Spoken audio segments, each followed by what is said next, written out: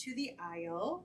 On this episode, I have Aaliyah here, who is my co-host, and we are going to dive into one of the biggest reasons that brides experience stress during the planning process.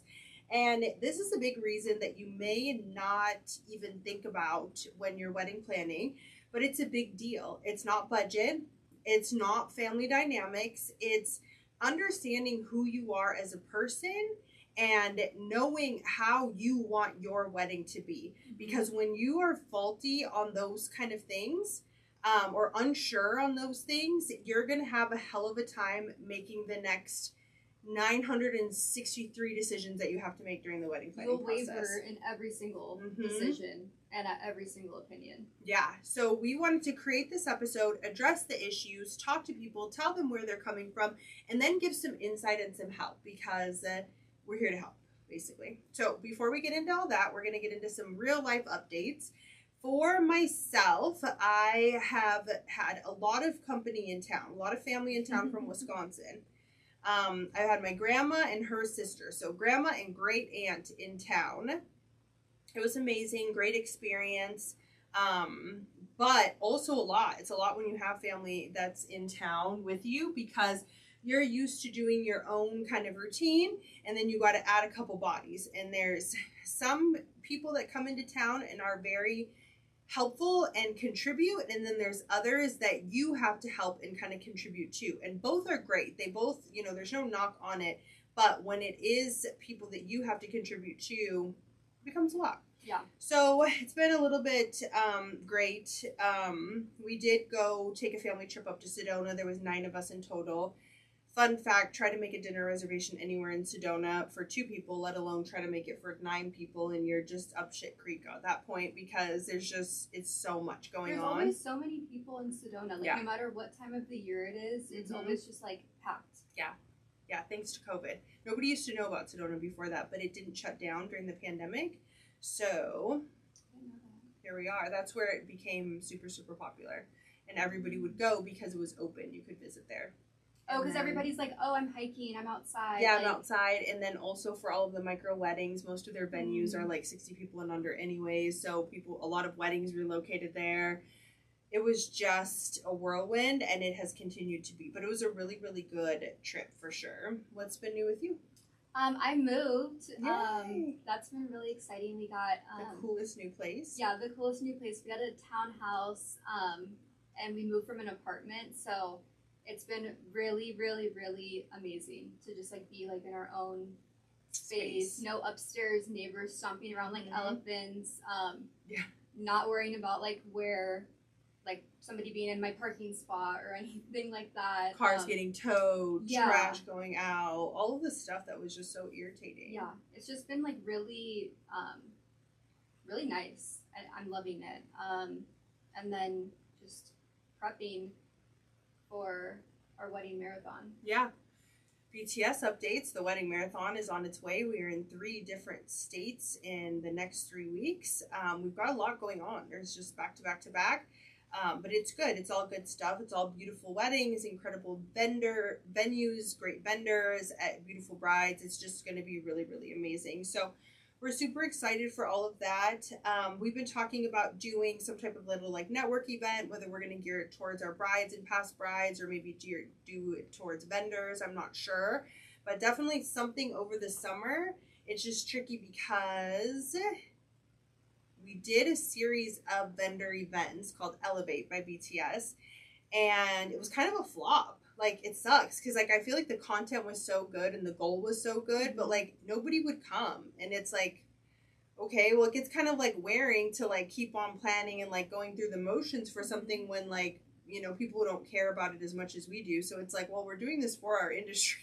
I don't want to be the only one caring about it. So we didn't do it anymore, but I have an itch. I want something, but I don't know what that looks like. So brainstorming some more, and hopefully after this wedding marathon, we'll have a little bit of downtime to get going. Yeah, there. The office vibes have been absolutely incredible. I just, no complaints. It's just a positive place to go to. And for the first time in a long time, walking up to the office doors doesn't make me go like, oh my God. It's just like, oh, cool. Okay, let's see. We're going to roll into the day. It's been feeling great. So the vibes are electric and like the air is like clear. Clean. Yeah. So good. Okay, so we're going to get into our main topic for this. So when you are going through wedding planning topics, and we're working with brides and we're kind of going through these phases, we can just tell when there's a disconnect. We can tell when someone's checked out. Mm-hmm. We can tell when they're not interested. They're not excited to get on calls with us. They're not excited to kind of go through things. When we talk and ask questions, they're like, I don't know.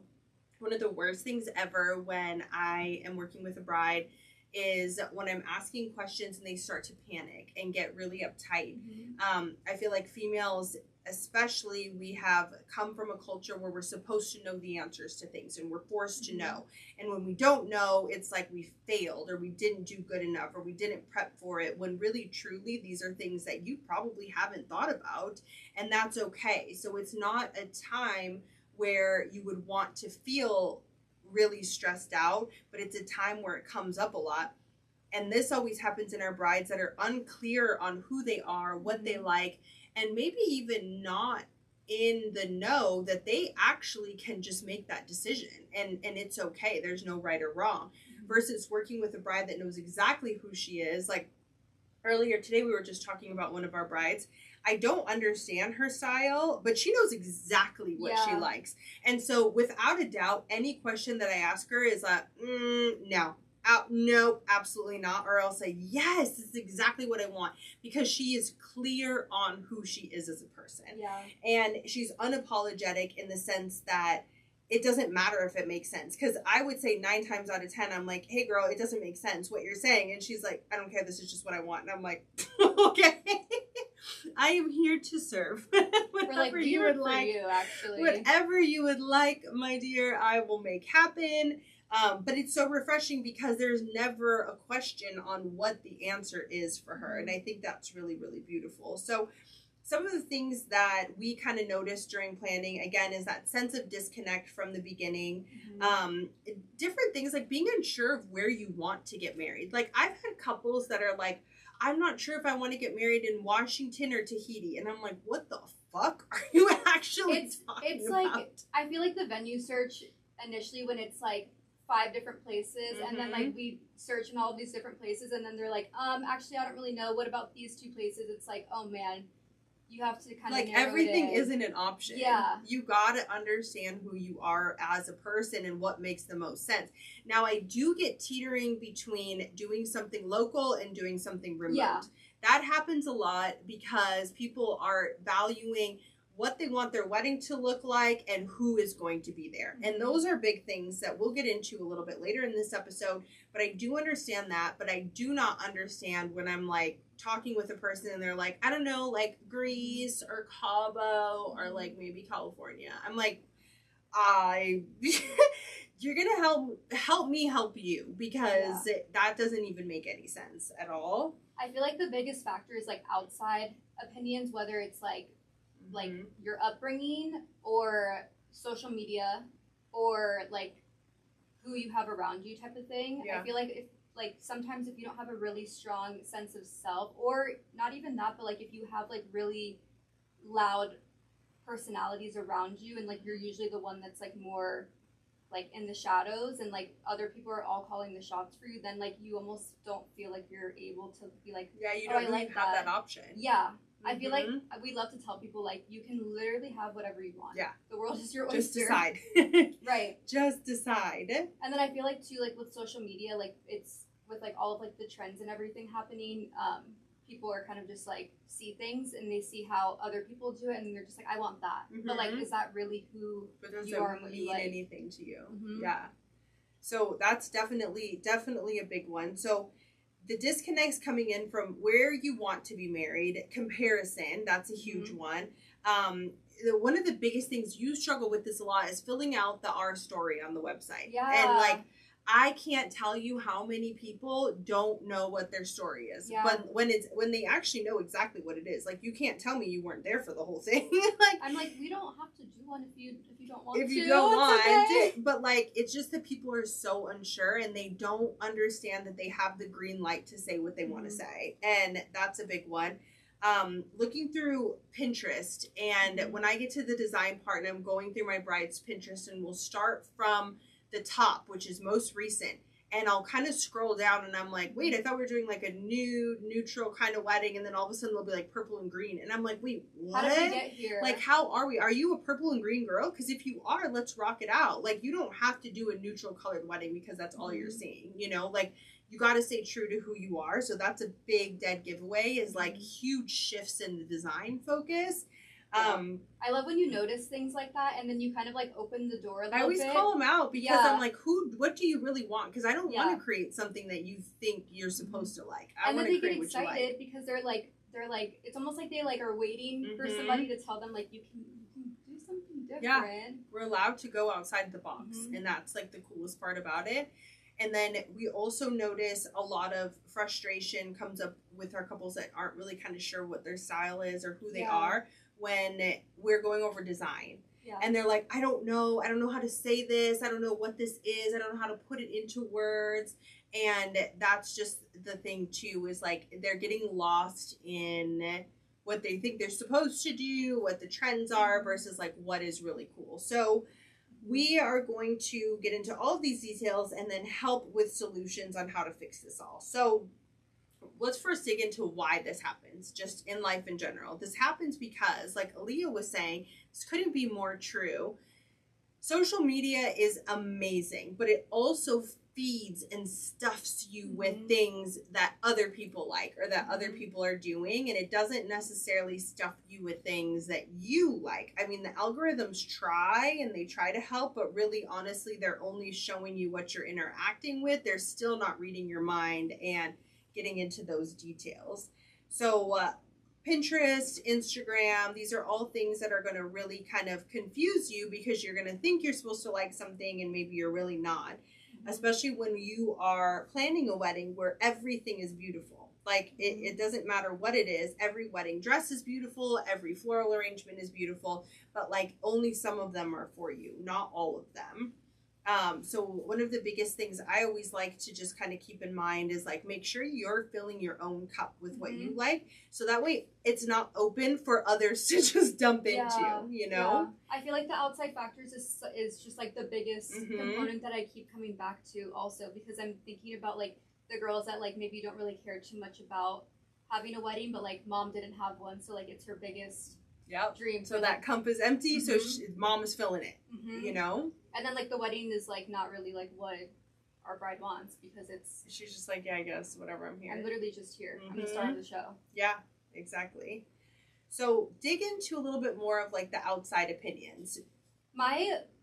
The thing that I feel like we see so much that actually breaks my heart is, like, when our brides, like, share details of wedding planning or design or, like, things that they're really excited about, and they'll have another strong, like, personality in their circle that rips it to shreds and tears them down, and then bride's not excited about those details anymore and is just like really insecure. I feel like that's kind of like one of like the like other strong personalities, if that makes sense. Yeah, absolutely. That's why I think, you know, the last Silverleaf wedding that we had, it was so cool that she just decided to share nothing. Yes, that was like the best thing ever, and like I would be like that. Like I would only share with like my mom and like obviously you. Yeah. But I feel like everybody not knowing, and the one that we had in March too at Valley Host, she didn't even tell her maid of honor, like she didn't show her the design board. So on wedding day, the maid of honor was like, yeah, what? It's just better because then she didn't have to hear opinions of what she should do. And I think it's just more comfortable. So I think like that's a big thing. And then also I think that people, especially females that come from really strict parents, aren't sure they're not sure how to do. And this is me like to the T, and I had to do a lot of like self work when I was in my 20s to understand this. But when you are growing up with a parent that tells you how to dress, what to eat, what your emotions are, what your schedule is going to be like, what your goals are, what your interests are, who you can hang out with, who you can't hang out with. You become an adult, and then you're like, oh, so like, what was I supposed to do right now? Mhm. Like, how is this? Like, you have no idea how to feel and how to do things. And so when wedding planning comes up, this is like your first, like, very big time adult project, I guess you would say. And unless you have already been given that permission to make decisions, you don't know how to do this. So if you are one of those people that come from a very strict household, this is your permission. You have now been granted Right. permission to make your own decisions and do what you want. And I think that will help a lot. And even just like looking in the mirror and telling yourself, like, hey, I'm allowed to choose. I can do what I want. It's freeing, like really, really freeing. And like when there's somebody from a really strict family, but like they're kind of like the wild child, it's like, well, am I allowed to be a little crazy? Like, how does like this also go into like who you really are? Yeah, exactly.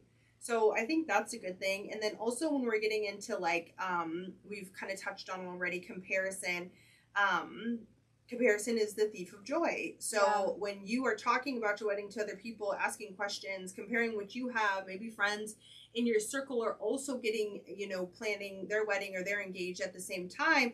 And you're like, well, what are you doing? Oh, well, should I be doing that? Oh, what about this? Oh, should I be doing that? It can literally ruin everything. So just try to maybe keep some of those details to yourself if you know that this is something that you struggle in. And if it's not, then share. If you're unbothered, then of course go ahead and share. But if you are, then just keep your head in your own lane. Don't talk about it. Just do what you want to do, and then let the world be surprised when it's your wedding time. All right. So that's kind of sums up like how this happens and how we get here. Now let's get into kind of some things with how we can fix it. So we don't want to just leave you hanging and tell you like, hey, this is what we noticed here. Let's like get into a lot of solutions. So Aaliyah, tell me a little bit about what you think is helpful. I feel like something that you implement a lot is to just like make sure to write down like all of the important like little details.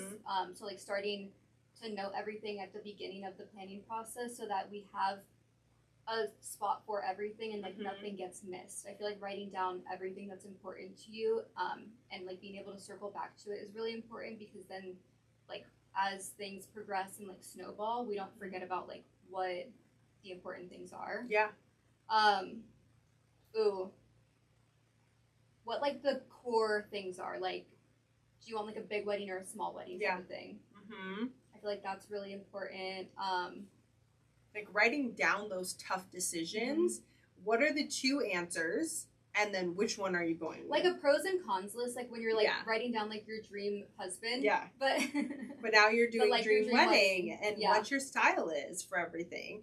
So like biggest things, like if we circle around to the things that we first started with that are big factors in us realizing that we're working with somebody that doesn't really know who they are. Like if you want a destination wedding, so what's more important, the visuals and the location or the people that are there? And very clearly, very easily, you're going to see what's most important, circle that one, and then go down that line. Right. And then from there, like when you're talking about what your story is for your wedding website, write down your story. Like I was a single girl minding my own business and ran into Joe Schmo at the grocery store. That's your story. We started dating. Great. He proposed. Great. This is what we do now. Great. And this is what we decide to do in the future. Just write down those things and then easily you get your story. When you're deciding about your design, like who are you?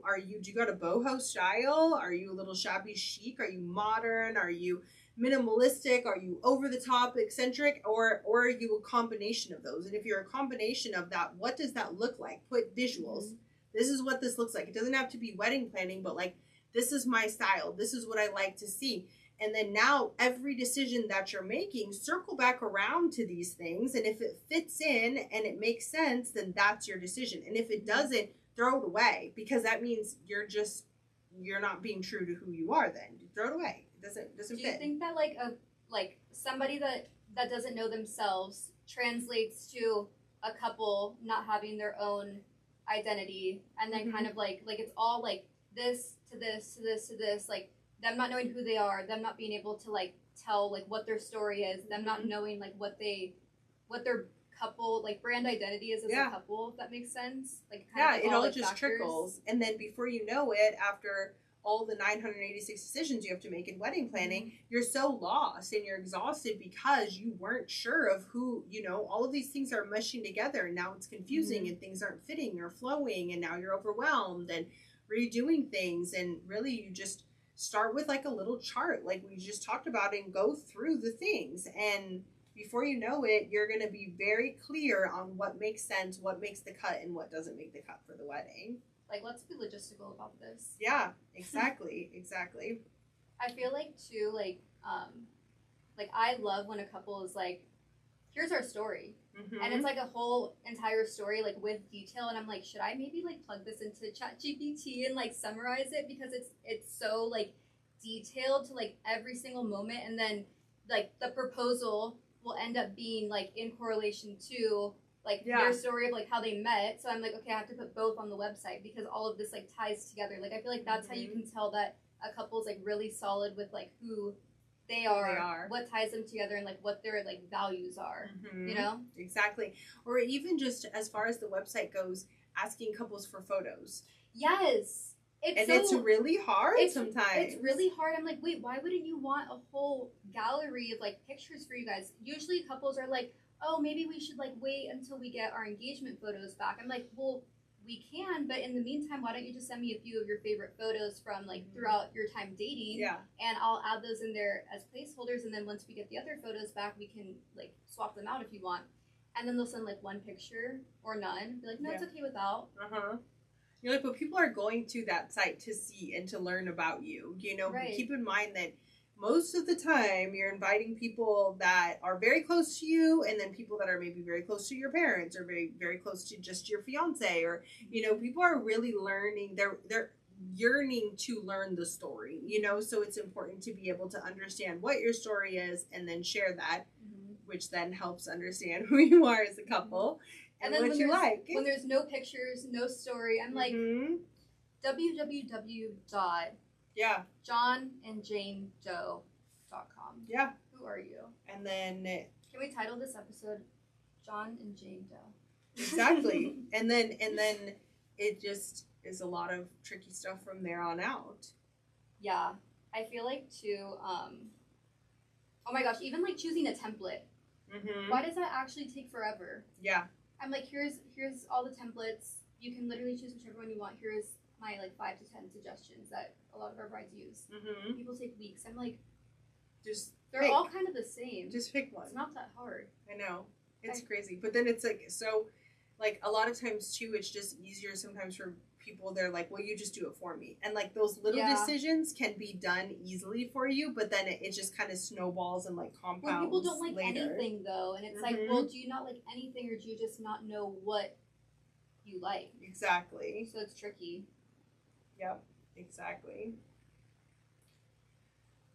Well, I think I just mushed a bunch of these cards together. Do you know what? Another thing too that I don't think we put on here, but not knowing like about like a first look. Like I feel like there's like some things that we ask like throughout the planning process that like really like throws people like for a loop. Like oh, like what do you want for your bouquet? I've never thought about that before. And they like freak out. And it's like, okay, let's start your schedule. Okay, so do you guys want to do a first look? I don't know. I have to talk to my fiance. I'm like, wait, but like I know very clearly like if I like that or if I don't. Yeah. So it's like kind of like throws me off sometimes when there's like big things like that people don't know about, because I'm like, wait, I feel like this is like when you're looking at other people's weddings and all of this stuff, like that would be something that I would think about first, but I don't know. Exactly. I know, it's crazy the order you want people to walk down the aisle. But then thinking about this, like as you're saying that, I'm wondering like sometimes is it decision fatigue, or is it that they truly don't know who they are? But then if you do know who you are, then all the decisions are quick. They're super easy to go through because it's like, no, I know exactly what I'm doing and in line with all of these things. So yeah. I think that when you start to really kind of break things down and go through the very clear, is it this or is it that, and just really avoid those gray areas, then things will really start to make a lot of sense. When you kind of quiet the noise of outside opinions, especially outside opinions maybe that you don't really want that much, I think things will start to really make sense a lot more, and you'll start to learn who you are. So this episode isn't to tell you like, oh my gosh, you should have all of this figured out, but it is to help you start to grow and learn and to really understand who you are, because it's important. You want to be really dialed in for the rest of your life on the things that make you happy and the things that don't. And the beautiful thing about learning who you are is that you maybe don't know before you started planning a wedding, but you sure as hell will know afterwards, because with all of the decisions you have to make, it's inevitable that you're going to tune in. And you don't want to look back and be like, oh dang, like I wish I wouldn't have done that. I wish I would have just like been a little more outspoken and like vocalized the things that are really important to me and to us as a couple, instead of just doing this because I saw it you know, as a trend at the time and everybody was doing it. Like, I wish I would have just, you know, because weddings are expensive. Tune in. Why not make it your own? Exactly. Yeah, and that's so true, because with all of this being said, you want your wedding to feel specifically you and who you are as a couple, not a trend that was like, oh, why did I do that? Like, why that one, or else like, oh, I forgot we were doing this. Like, did you even really want this? I'm not quite sure. But, you know, figuring this all out and really help leaning into these important questions that we talked about earlier are going to be life-changing. And they really, truly are going to help, you know, just really making decisions for the rest of your life. What do you want to do for your career? What do you want your home to look like? What are you going to do about raising your kids? You know, it just helps put like a lot of things. Literally core values. Yep, exactly. And while you're thinking about those things, it's also really important to understand, label, and identify your non-negotiables and the things you hate, you know, so things that you are definitely not getting rid of, the things that have to be there, and then the things where you just cannot stand them. And even working with a bride that maybe doesn't quite truly understand who she is, but she definitely knows what she doesn't like, that's even helpful, you know, because at least you're teetering in one direction or the other. And I feel like too, like, what's your why? Like, why are you doing this? Like, why, at the end of the day, like, why do all of these different things matter? Like, I feel like in life in general, what's the why? Yeah, I know, that's helpful. It's super helpful. So I think that when you're determining all of these things, your must-haves, your why, your non-negotiables, the things you love about any type of gathering, the things you can't stand about any type of gathering, those are what is going to help kind of determine everything all together as well. So some words of wisdom, and just kind of to round this out and wrap this all up, learning who you are is a journey. So enjoy it. Enjoy every single part of it. It's something that's going to happen over time. And the beauty of this is that it can change. So even if you're experiencing one lane of something and you're like, this feels really good, and in a couple of years from now it just isn't, that's okay to change, but at least you're staying true. No, not staying true. At least you're determining something, you know, along the line. You're like figuring it out. You're finding path. Yourself. Yeah, you're finding yourself. It's great. It's beautiful. All right, guys. Well, thanks so much for walking down the aisle with us today. Join us here every Tuesday as we talk all things weddings. You can find us on Google Play, Spotify, Stitcher, Apple Podcasts. And if you could, leave us a 5-star review and some great comments, that'd be awesome. And stay tuned for our wedding marathon updates. Yeah, it's a good one. Bye, guys. Bye.